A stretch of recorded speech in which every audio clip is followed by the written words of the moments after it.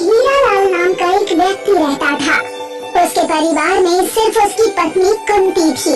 हीरालाल के पास संपत्ति के नाम पर सिर्फ एक टूटी फूटी झोपड़ी ही थी। वो बेचारा किराए का रिक्शा चलाकर अपने परिवार का पालन पोषण करता था।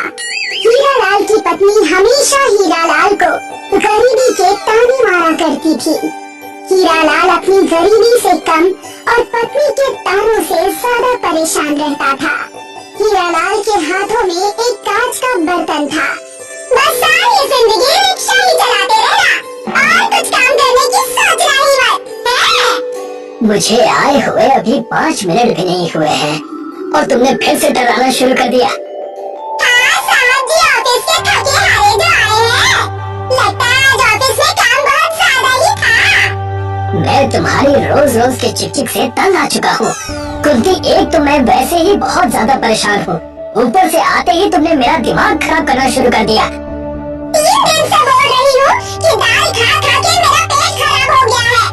भगवान की नाशुक्री मत किया कर कुंती, और लोगों के पास तो खाने के लिए दाल भी नहीं होती है। मुझे तुम्हारी बकवास सुनने में कोई दिलचस्पी नहीं है। जी, मुझे कल किसी हाल में चिकन खाना है। तुम मेरे पति हो, चाय कहीं से भी लाओ। मैं गांव रिक्शा चलाता हूँ कुंती, और वो भी किराए का रिक्शा। दिन भर में मुश्किल से 2-4 सवारी ही तो मिल पाती है, उस पर से तुम्हें बाजार का चिकन खाना है। ये तुम्हारे हाथ में क्या है? एक सवारी बैठी थी रिक्शे पर, उसी का बर्तन है ये। बोल कर गया था कि अभी आया और वापस नहीं आया। पैसे भी नहीं दिए, ऊपर से ये कांच का बर्तन और छोड़ गया। अरे तो इसे बेचकर ही चिकन ले आते, सच्चाई के देवता। बेचारा हीरालाल उस दिन भूखा ही घर पर सो गया। दूसरे दिन वो रिक्शा लेकर फिर बाजार निकल गया। बड़ी मुश्किल से हीरालाल को एक सवारी मिली, मगर भूख की वजह से वो रिक्शा चला ही नहीं पा रहा था। अचानक उसका रिक्शा एक पत्थर से टकरा गया। रिक्शे पर बैठी सवारी गिर गई और हीरालाल के रिक्शे का पहिया टेढ़ा हो गया। अबे अंधा है क्या? बेवकूफ, इतना बड़ा पत्थर तुझे दिखाई नहीं देता? माफ करना, कल रात से भूखा हूँ, भूख की वजह से उस पत्थर को देख नहीं पाया। अबे बेवकूफ, अगर तू भूखा है तो क्या मेरी जान लेगा? इतना कहकर वो सवारी गुस्से से हीरालाल को बगैर पैसे दिए हुए वहाँ से चली गई। हीरालाल उस पहिए की तरफ दुखी होकर देखने लगा, क्योंकि रिक्शे का मालिक बहुत ही क्रूर व्यक्ति था। जब शाम को अपने मालिक के यहाँ रिक्शा खड़ा करने के लिए गया, तो उस मालिक सेठ अमीर चंद ने रिक्शे की हालत देखकर गुस्से से तिल मिलाकर बोला, हीरालाल, ये सब क्या है? तूने मेरे रिक्शे की हालत क्या कर दी? माफ करना सेठ, एक पत्थर से टकरा गया था। एक तो तूने 4 महीने से वैसे भी किराया नहीं दिया, ऊपर से ये नुकसान करके आ गया। अब इसके पैसे कौन देगा? तेरा बाप? मैं थोड़े थोड़े करके कटवाता रहूंगा। मुझे कोई मतलब नहीं कि तू पैसे कैसे देगा और कहां से देगा। 15 दिन के अंदर मुझे 4 महीने के रिक्शे का किराया और इसकी मरम्मत के पैसे चाहिए, जो कि 5000 बनते हैं, और अब तुझे रिक्शा भी नहीं मिलेगी। चल भाग यहाँ से। हीरालाल ने अपने कदम अपने घर जाने की बजाय गांव के सबसे बड़े सूदखोर रमेश के घर की तरफ बढ़ा दिए।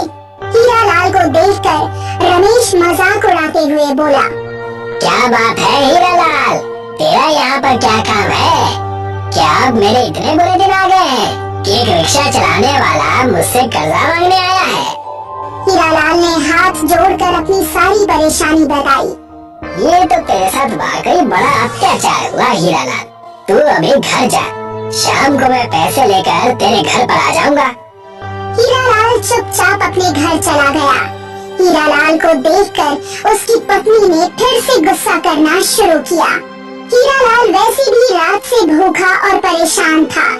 वो रमेश सूदखोर का इंतजार कर रहा था। थोड़ी देर बाद रमेश आ गया। मुझे यकीन था कि आप जरूर आएंगे। हीरालाल क्यों नहीं आता? इतना बोलकर रमेश ने 50 रुपए निकालकर हीरालाल के हाथ में रख दिए। ये क्या है रमेश भैया?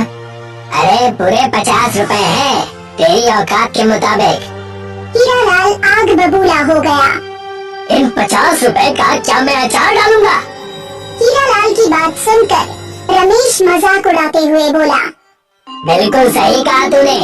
तू अचार डाल और तेरे अचार का नाम होगा हीरालाल का अचार। इतना कहकर रमेश मजाक उड़ाता हुआ हंसता हुआ बाहर चला गया। बहुत करवा ली बेइज्जती, अब यही दिन देखना बाकी रह गया था कि गांव वाले घर पर आकर हमें जलील करके जाए। हीरालाल के दिमाग में कुछ और ही चल रहा था।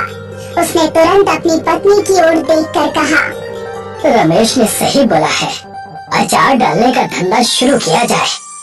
पागल हो गए हो क्या? तुम ही तो बोलती थी ना कि कोई दूसरा धंधा करोगे या नहीं।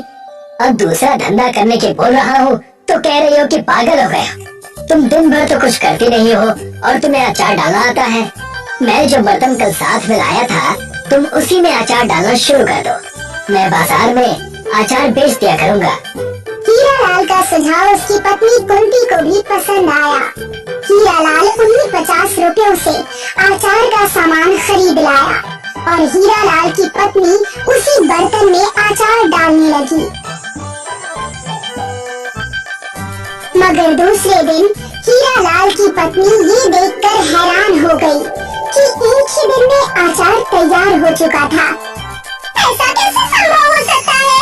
एक ही दिन में अचार तैयार हो गया, जबकि इस अचार को तैयार होने में कम से कम 5 दिन का समय लगता है। अरे छोड़ो ना, मैं इसे बाजार में बेच के आता हूँ। अब तुम इससे भी उल्टा सीधा सोचना शुरू मत कर देना। हीरालाल उस दिन बाजार में उस अचार को बेचकर आ गया। उसकी एक ही दिन में बहुत अच्छी आमदनी हुई। उस दिन के बाद हीरालाल की पत्नी रोज उस बर्तन में अचार डालती और दूसरे दिन उसे अचार तैयार मिलता। कुछ ही दिनों में हीरालाल ने सेठ अमीर चंद का कर्जा चुकता कर दिया और उसके हालात बदलने लगे।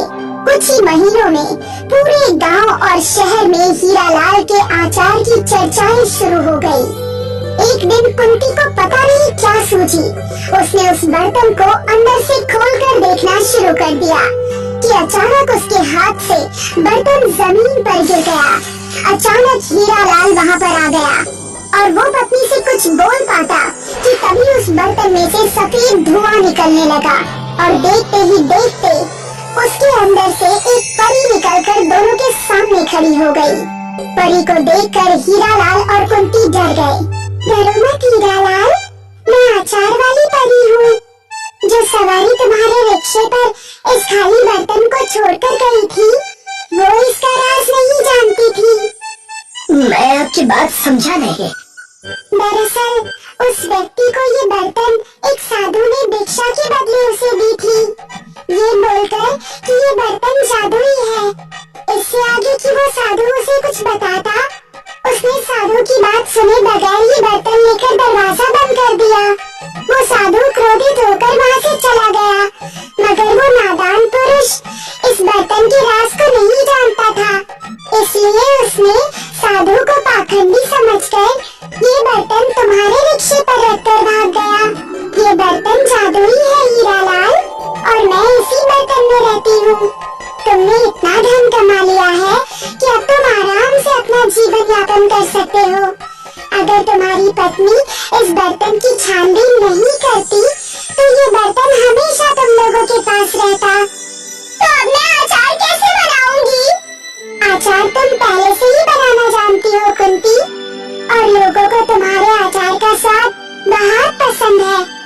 इस बर्तन की जादुई शक्ति तो बस इतनी सी है कि तुम जो भी अचार इसमें डालती हो वो एक ही दिन में तैयार हो जाता है। अब मैं यहाँ से जा रही हूँ। याद रखना, मेरे यहाँ से जाने के बाद तुम्हारे अचार के स्वाद में कोई कमी नहीं आएगी। इतना कहकर वो परी गायब हो गई, लेकिन हीरालाल का अचार अब भी मशहूर है।